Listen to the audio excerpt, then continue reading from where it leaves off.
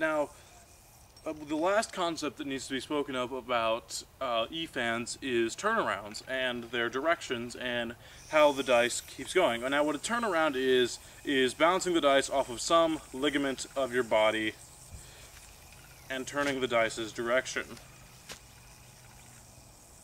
And so, what it initially does, or actually, initially how it's used, the simplest one is an elbow turnaround, where you just bounce it off your elbow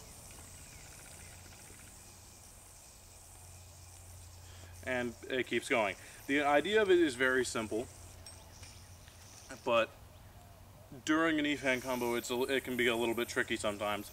So what you're initially going to do with this, there is no real timing for it other than you put your elbow out in the middle of it before it gets there. Naturally, if it just passed it, well, you're out of luck. I just snagged my, yeah, good job, me. Well, so an easy way to practice this, now, actually I didn't finish saying how it was used. How to do it is, what you're going to do is, as the dice is spinning slowly, you're going to extend whatever ligament and you're going to let it fall onto it and wrap around a little bit. Right as it hits that ligament, you're going to pull it in the opposite direction, reversing the momentum. So right as it stalls, you're going to pull it, changing its direction, and that's what's applying the force for it to go the other way.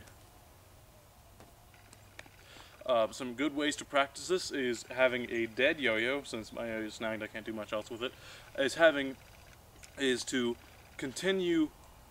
pretend as if you were winding it, keeping it going, and while you're winding it up in an E-fan, just bounce it off your elbow a few times. That's a good way to practice the elbow turnaround. And then some other easy ones are a left or a offhand turnaround, wherein you just bounce it off that, come under and over. Pretty simple. It's the same thing, except you're going to turn, actually, it's a little bit more complicated, so I'm going to go ahead and explain the timing of it. So what you're going to do with a offhand turnaround is, actually I need to think about what I'm doing for a second, is as you're doing it, what you need to do is right as it gets to the 12 o'clock position, you need to turn, or this is for doing it on the underside. Wow, I just snagged my yo again.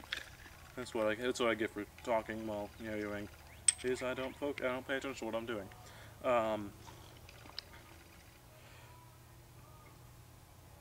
So, as I said, at approximately 12 o'clock, you're going to turn your fist grip or a pinch grip 90 degrees to the left as it goes around in a counterclockwise, in a clockwise rotation. And so as you do that, you're gonna actually it's actually a turn. You're turning outside. You're turning inside. No, okay. You're turning your hand like this, like you're Jimmy and Keys. That's the motion you're doing. I just wasn't thinking when I said 90 degrees.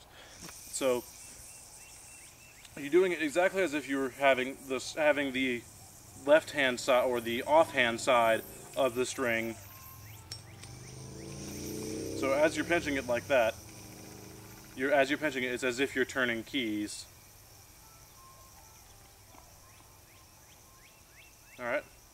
So you're just turning, just as if you were turning on your car or whatever, or even turning your house key. How about that? Since there's some people who can't drive, I'm sure, on the yo-yoing forums. And then to do an over one, you have it going from, or the easiest way to have it going counterclockwise, and you're initially just going to do the opposite rotation, as if you were locking instead of unlocking. And that's going to bounce, and then you're going to pull it back off. And it starts at the 6 o'clock, no, it starts at the 12 o'clock too. Yeah.